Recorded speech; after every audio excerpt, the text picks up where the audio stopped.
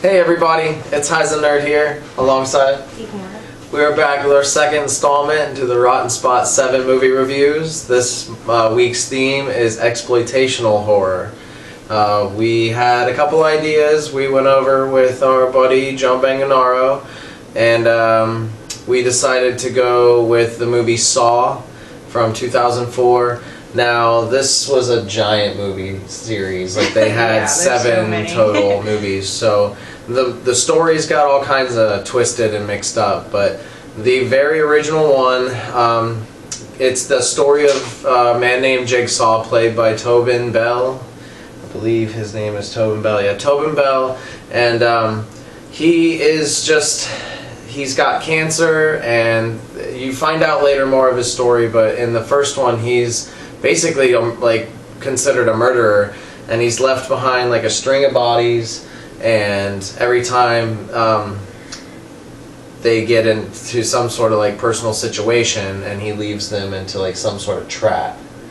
Yeah, basically, like, he takes people who he feels like don't appreciate their lives, and like since he's like losing his, he feels like that's like the worst thing you can do. So he basically puts you to the test. You can either choose to live or die.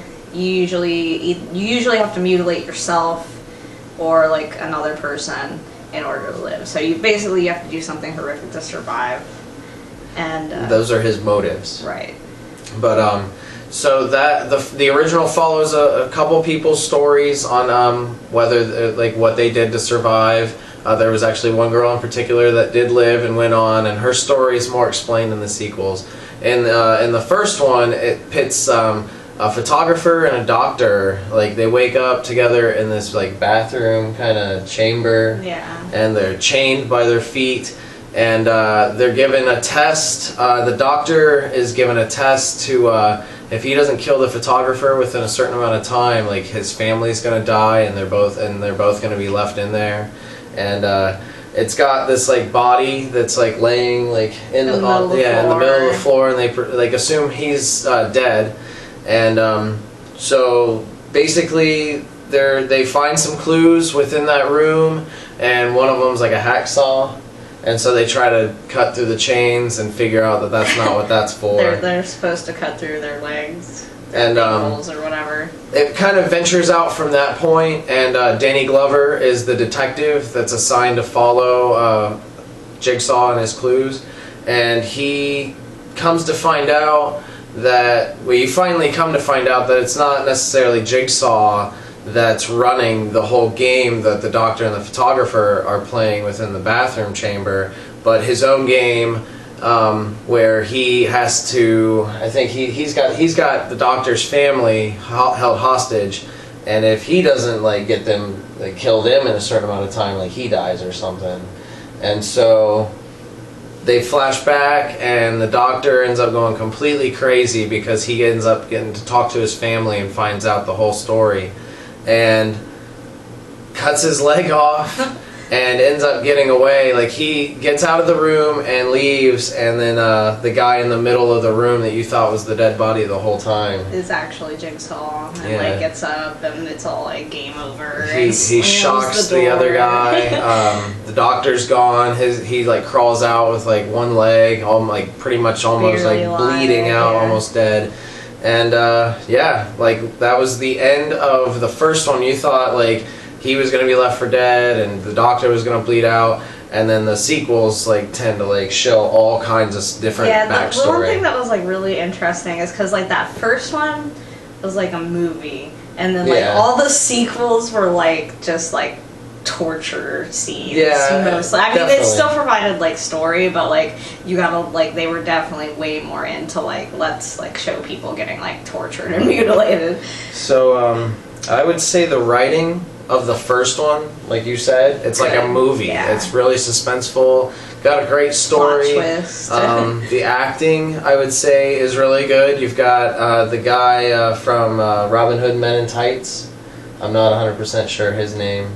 I can't remember. But he's the doctor, and then Danny Glover is the detective, and Tobin Bell is Jigsaw, and he's awesome. I love that guy as Jigsaw. The music Music, definitely awesome. We listened last night to The that theme song is excellent. Perfect timing, always like right there at the end when like you figure out like the plot twist and everything.